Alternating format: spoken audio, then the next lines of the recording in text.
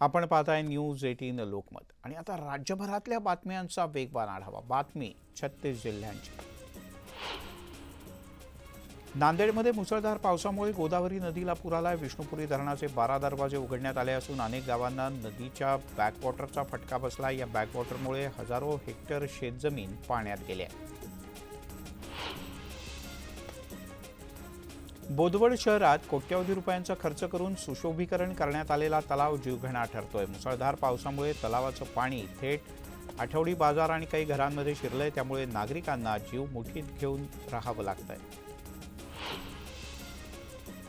महाराष्ट्राला वरदान असलेलं कोयना धरण 100% भरलंय।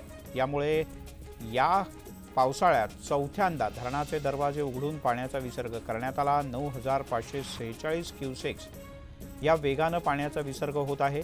नागरिकांना सतर्कतेचा इशारा देण्यात आलाय।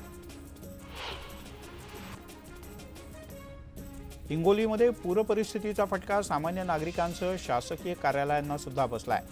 एकात्मिक बालविकास विभागाच्याकडून नवजात बालकांसाठी असणाऱ्या जवळपास 1000 किट्स या भिजून गेलेत, त्यामुळे त्याचं नुकसान झालंय।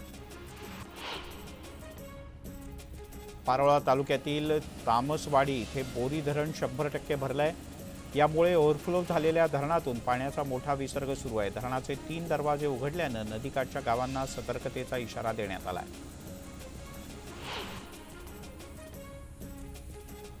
जळगावच्या भुसावळ तालुक्यातील वाघूर धरणाचे 10 दरवाजे अर्ध्या मीटरनं उघडण्यात आले। धरणातून 16,393 क्युसेक्स या वेगानं पाण्याचा विसर्ग सुरू आहे। सद्यस्थितीत वाघूर धरण 97% भरलंय। वाशिम जिल्ह्यातील पैनगंगा नदीवरील पेनटाकळी धरण 82% जास्त भरलंय। यामुळे नदीला पूर येण्याची शक्यता आहे। नदीकाठच्या गावांना सतर्कतेचा इशारा देण्यात आलाय। सोलापुरातील सीना नदीनं धोक्याची पातळी ओलांडली। नदीचं पाणी पात्राच्या बाहेर पडलंय। उन्हाळ्यामध्ये कोरडी ठाक पडलेली सीना नदी आता दुथडी भरून वाहते, त्यामुळे नदीकाठच्या काही पिकांना फटका बसला आहे। बुलढाणा जिल्ह्यातील संग्रामपूर तालुक्यात सावळी गावात जिल्हा परिषद शाळेची भिंत पावसामुळे कोसळली आहे। पहाटे 5 वाजता ही घटना घडली। सुदैवानं शाळेत त्यावेळी कोणीही नव्हतं, त्यामुळे जीवितहानी टळली। लोणावळ्यामध्ये 2 दिवसानंतर पुन्हा एकदा मुसळधार पावसाला सुरुवात झाली। काही दिवसांपासून लोणावळ्यातील पर्यटन स्थळं ओस पडली होती, मात्र पावसाच्या आगमनानं पर्यटकांची पावलं पुन्हा एकदा लोणावळ्याकडे वळू लागली आहेत। धाराशिवमध्ये अतिवृष्टीच्यामुळे शेतकऱ्यांचं अतोनात नुकसान झालं। याचे तात्काळ पंचनामे करून एनडीआरएफच्या निकषानुसार आर्थिक मदत करावी या मागणीसाठी शेतकरी जिल्हाधिकारी कार्यालयात गेले। इथे मागण्यांचं निवेदन जिल्हाधिकाऱ्यांना देण्यात आलं। हिंगोलीमध्ये मुसळधार पावसानं नदी नाल्यांना पूर आला। यावेळेला गावातल्या नागरिकांनी गरोदर महिलेला खाटेवर झोपून मानवी साखळी केली आणि पूल पार केला। गावातील नागरिकांनी अनेकदा पूल बांधण्याची मागणी प्रशासनाकडे केली आहे, पण प्रशासन याकडे पूर्णतः दुर्लक्ष करतंय असा आरोप आहे। शिवसेना नेते आदित्य ठाकरे यांनी संभाजीनगरमध्ये झालेल्या शेतीच्या नुकसानीची पाहणी केली। यावेळेला ठाकरे यांनी नुकसानग्रस्त शेतकऱ्यांच्या समस्याही जाणून घेतल्या। मराठवाड्यातला आमचा दौरा जाहीर झाल्यानंतरच राज्य सरकारनं पंचनामे करण्याचे आदेश दिले, असा आरोप आदित्य ठाकरे यांनी केलाय। तर सरकार जनतेचं मायबाप असतं, त्यामुळे सरकारनं प्रत्यक्षात येऊन पाहणी करायला हवी असा टोलाही त्यांनी लगावला। परभणी जिल्ह्यात अतिवृष्टीच्यामुळे मोठ्या प्रमाणात नुकसान झालं। एनडीआरएफच्या निकषानुसार शेतकऱ्यांना लवकरात लवकर मदत मिळावी यासाठी प्रयत्न करणार असं आश्वासन कृषी मंत्री धनंजय मुंडे यांनी शेतकऱ्यांना दिलं। बुलढाण्यामध्ये पावसानं झालेल्या नुकसानीची शेतकरी नेते रविकांत तुपकर यांनी पाहणी केली। नुकसानीचा आढावा घेत तुपकर यांनी शेतकऱ्यांना धीर दिला। शेतकऱ्यांना तातडीनं मदत मिळेल अशी अपेक्षा त्यांनी सरकारकडे व्यक्त केली। जळगावात रस्त्याच्या कामांमुळे 2 महिलांसह एका वृद्धाचा मृत्यू झाला। या प्रकरणी ठेकेदाराच्या विरोधात गुन्हा दाखल करण्यात आलाय। रस्ता सुरक्षा समितीच्या वतीनं हा निर्णय घेण्यात आला। तसंच वेळेत काम पूर्ण करण्याचा पालकमंत्र्यांनी अल्टिमेटम दिलाय। पिवळीवाडा रस्त्यावर आयशर टेम्पो आणि कारचा जबरदस्त अपघात झाला। यामध्ये कार चालक गंभीररीत्या जखमी झाला असून त्याच्यावर रुग्णालयात उपचार सुरू आहेत। दरम्यान कारचं सुद्धा मोठं नुकसान झालंय। पैशांच्या हव्यासापोटी लाडकी बहीण योजनेकरता साताऱ्यातल्या एका दाम्पत्यानं 30 अर्ज भरल्याचं समोर आलंय। वेगवेगळे आधार कार्ड वापरून शासनाला फसवण्याचा प्रयत्न करण्यात आला। पोलिसांनी दोघांनाही अटक केली। कुडाळ रेल्वे स्थानक परिसरात सुशोभीकरणाच्या लोकार्पणाचा सोहळा पार पडला। मात्र कार्यक्रम सुरू होण्याच्या आधीच भाजपच्या कार्यकर्त्यांनी पोलिसांची मोठी हुज्जत घातली। वाहन पार्क करण्यावरून वाद झाल्यानं थोड्याशा कालावधीत वातावरण मात्र चांगलंच तापलं। नागपुरात आदिवासी गोंडगोवारी संवैधानिक हक्क संघर्ष समितीचं आंदोलन सुरू आहे। फेब्रुवारी महिन्यात राज्य शासनानं निवृत्त न्यायाधीश के.एल. वडणे यांच्या अध्यक्षतेखाली समिती गठीत केली होती। समितीची मुदत संपत आली असून तातडीनं अहवाल सादर करावा या मागणीसाठी एक दिवसीय आंदोलन करण्यात आलं। देव तारी त्याला कोण मारी या म्हणीचा प्रत्यय नांदगावमध्ये आला। एका बेडेसर तरुणानं थेट ट्रेनच्या टपावर चढत ओव्हरहेड वायर पकडण्याचा प्रयत्न केला। मात्र कर्मचाऱ्यांनी तातडीनं वीज पुरवठा खंडित केल्यानं या तरुणाचा जीव वाचला। जळगावात सेवानिवृत्त परिचारिकेची हत्या करण्यात आली। हत्या करणाऱ्या जिल्हा परिषदेच्या 2 कर्मचाऱ्यांना पोलिसांनी अटक केली। 30 लाखांसाठी या दोघांनी या महिलेची निर्घृण हत्या केली। जळगावमध्ये BHRच्या इथे वसुली अधिकाऱ्याला 1.5 लाखांची लाच घेणं महागात पडलंय। नाशिकच्या लाचलुचपत प्रतिबंधक विभागानं ही धडक कारवाई केली। BHR प्रकरणात अवसानात अडकल्यानं मोठ्या प्रमाणात खळबळ उडाली। RTO मधील वादग्रस्त परिवहन अधिकारी विजय चव्हाण यांची 2 महिन्याच्या आत पुन्हा कोल्हापूरहून नागपूर ग्रामीणला बदली करण्यात आली। राजकीय दबावाचा वापर करून बदली करून घेतल्याची चर्चा या निमित्तानं रंगू लागली। एसटी कर्मचाऱ्यांच्या आंदोलनाचा आजचा दुसरा दिवस आहे। कर्मचारी कृती समितीची आज संध्याकाळी 7 वाजता मुख्यमंत्र्यांच्या वर्षा या निवासस्थानी बैठक होणार आहे। यात काय तोडगा निघतो हे पाहणं महत्त्वाचं आहे। एसटी कर्मचाऱ्यांच्या संपाचा छत्रपती संभाजीनगर जिल्ह्यात मोठा परिणाम पाहायला मिळतोय। संभाजीनगरच्या सर्व 6 एसटी आगारातून एकही बस बाहेर पडलेली नाही।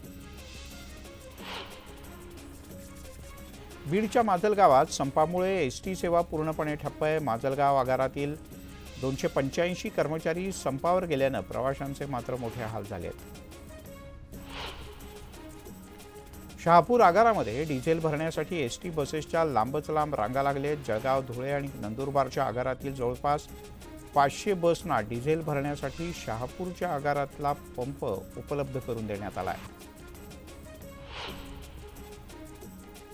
गणेशोत्सव तोंडावर असताना महाराष्ट्रात एसटीची सेवा विस्कळीत झाली। एसटी कामगार संयुक्त कृती समितीच्या वतीनं प्रलंबित मागण्या मान्य कराव्यात या मागणीसाठी आंदोलन सुरू आहे। दरम्यान पंढरपुरात एसटीची वाहतूक अतिशय संथ गतीनं सुरू आहे। एसटी महामंडळाकडून राज्यभर जोरदार आंदोलन करण्यात आलं। मात्र गोंदिया जिल्ह्याच्या सर्व आगारातील बस सेवा या सुरू असून 100% कर्मचारी कामावर आहेत असा दावा करण्यात येतोय। राज्यातील एसटी कर्मचाऱ्यांच्या संपाचा फटका पिंपरी चिंचवडमधल्या बस आगाराला सुद्धा बसलाय। दिवसभरातून केवळ 7च बस आगारातून बाहेर पडले, त्यामुळे प्रवाशांचाही मोठा खोळंबा झालाय। एसटी कामगारांनी पुकारलेल्या संपामुळे प्रवाशांचं मोठं नुकसान होतंय। अकोल्यातल्या आगारात क्रमांक 1 आणि 2 वर आज नागरिकांचा प्रवाशांचा पूर्णतः शुकशुकाट पाहायला मिळाला। एसटी संपाच्या दुसऱ्या दिवशी कल्याणमधील प्रवाशांचे हाल अद्यापही सुरूच आहेत। कल्याण आगारातून गणेशोत्सवासाठी बाहेरगावी जाणाऱ्या नागरिकांना खासगी बसनं प्रवास करावा लागत असल्यानं प्रवाशांनी नाराजी व्यक्त केली। साताऱ्यात एसटी आगारातील कर्मचाऱ्यांमधील आपापसातला वाद यामुळे काही कर्मचारी कामावर रुजू झाले होते, तर काही रुजू झाले नाही. जवळपासच्या बस फेऱ्या सुरू करण्यात प्रशासनाला यश आलं. लांब पल्ल्याच्या बसच्या फेऱ्या मात्र पूर्णपणे बंद आहेत. नागरिकांनी याबद्दल नाराजी व्यक्त केली. एसटी कामगारांच्या पाठोपाठ चिखलीमध्ये नगरपरिषदेच्या कर्मचाऱ्यांनी बेमुदत संप पुकारलाय. त्यामुळे पालिकेचं कामकाज विस्कळीत झालं आहे. छत्रपती शिवाजी महाराज यांच्या पुतळा अवमान प्रकरणी चंद्रपुरात आज भव्य निषेध मोर्चा काढण्यात आला. या मोर्चामध्ये मोठ्या संख्येने शिवप्रेमी सहभागी झाले होते. सोलापुरात काँग्रेसचे माजी मंत्री सिद्धराम म्हेत्रे यांच्या मातोश्री साखर कारखान्याच्या थकीत कर्जासाठी शेतकऱ्यांनी बेमुदत उपोषण केलंय.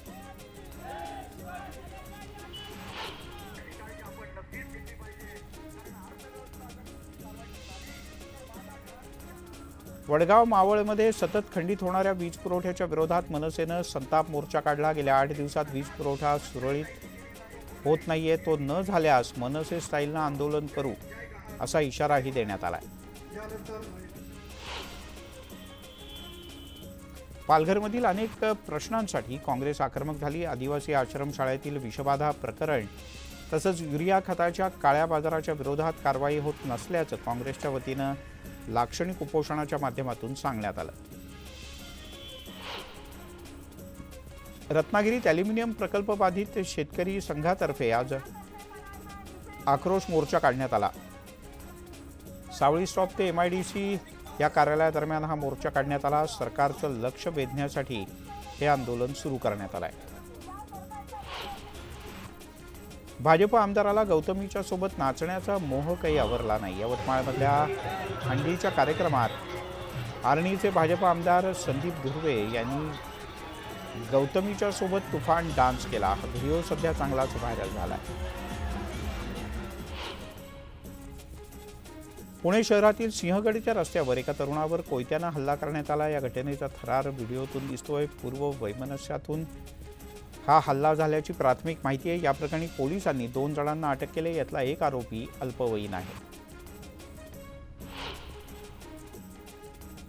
नागपूर जिल्ह्यामध्ये भर दिवसात तलवारी आणि लाठ्याकाठ्या घेऊन गुंडांनी मोठा धुमाकूळ घातला. कन्हान इथल्या एका बारमध्ये गुंडांनी तोडफोड केली. यावेळी इथे बसलेल्या ग्राहकांनी घाबरून जाऊन अक्षरशः पळ काढला. नाशिकच्या प्रचार विभागाचा प्रताप सध्या चर्चेत आहे.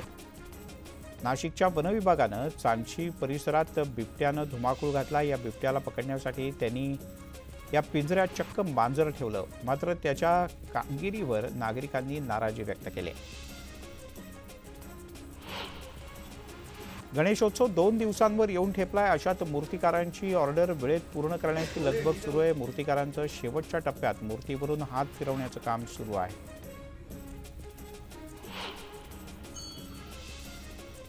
महाराष्ट्रात एक गणपती असा आहे की गणेशोत्सवाच्या 4 दिवस आधीच त्याची प्रतिष्ठापना होते. हा गणपती आहे सांगलीतला चोर गणपती. शेकडो वर्षांची परंपरा अबाधित ठेवत थाटामाटात गणरायाला विराजमान करण्यात आलं. चोर गणपतीची मूर्ती कागदी लगद्यापासून साकारली जाते. या मूर्तीचं विसर्जन न करता तिचं जतन केलं जातं. मुक्ताईनगरमध्ये मूर्तिकारांची लगबग पाहायला मिळते. शेवटचा हात मूर्तीवरून फिरवण्यासाठी मूर्तिकार गुंग आहेत. मध्य प्रदेश, विदर्भ आणि खानदेशात गणेश मूर्त्यांची मागणी जास्त आहे. मुख्यमंत्री एकनाथ शिंदे यांनी मुंबईत एका कार्यक्रमाच्या दरम्यान निवडणुकांच्या बद्दल मोठं वक्तव्य केलं. येत्या 2 महिन्यात नोव्हेंबरमध्ये विधानसभेच्या निवडणुका होतील असं मुख्यमंत्री एकनाथ शिंदे म्हणाले.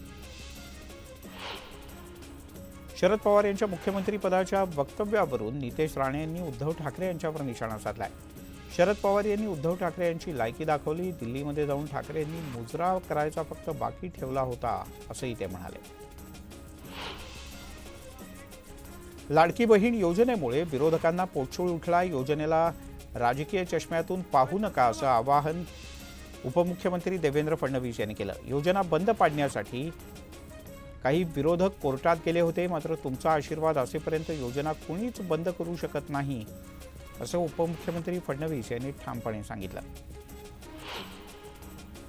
आगामी विधानसभा निवडणुकीच्या पार्श्वभूमीवर नाशिकमध्ये भाजपकडून एका बैठकीचं आयोजन करण्यात आलं। गुजरातमधल्या भाजपच्या 48 आजी माजी आमदार, महापौर, उपमहापौर, पदाधिकाऱ्यांनी या बैठकीत आढावा घेतला। पारनेर विधानसभा मतदारसंघावरून शिवसेना आणि राष्ट्रवादीत संघर्ष पाहायला मिळतोय। शिवसेनेनं या जागेवर आपला दावा ठोकलाय, तर ही जागा आमचीच असल्याचं राष्ट्रवादीचं म्हणणं आहे। त्यामुळे महाविकास आघाडीमध्ये वादाची ठिणगी पडू शकते। एकनाथ खडसे यांच्या पक्षप्रवेशाबद्दल रक्षा खडसे यांनी प्रतिक्रिया दिली। एकनाथ खडसे यांच्या पक्षप्रवेशाबद्दल पक्षश्रेष्ठीच योग्य तो निर्णय घेतील। लोकसभेच्या वेळेला एकनाथ खडसे यांनी मला मोठी मदत केली होती, असंही त्यांनी म्हटलं। वडगाव शेरी विधानसभेच्या वरून महायुतीत संघर्ष पाहायला मिळतोय। वडगाव शेरीमध्ये जगदीश मुळीक यांना उमेदवारी न दिल्यास राष्ट्रवादीच्या उमेदवाराचं काम करणार नाही, अशी भूमिका भाजपच्या पदाधिकाऱ्यांनी घेतली आहे। तसं पत्र त्यांनी प्रभारी पंकजा मुंडे यांनाही लिहिलं आहे। आमदार नितेश राणे यांनी मुस्लिम समाजाबद्दल अपशब्द वापरून जीभ कापण्याची तसंच मशिदीत घुसून मारण्याची भाषा केली होती। या विरोधात राणे यांना अटक करावी अशी मागणी करण्यात आली। जळगावात एकता संघटनेनं पोलीस अधीक्षकांना याबद्दल एक निवेदन सुद्धा दिलं। गौरी गणपतीच्या उत्सवासाठी सजावटीसाठी अनेक वस्तूंनी बाजारपेठा पूर्णतः सजल्याचं पाहायला मिळत आहे। 2 दिवसांवर येऊन ठेपलेल्या गणेशोत्सवासाठी बाजारपेठेत ग्राहकांची मोठी गर्दी होती आहे। बुलेटिनमध्ये घेऊयात एक छोटासा ब्रेक, लगेचच परत येतोय।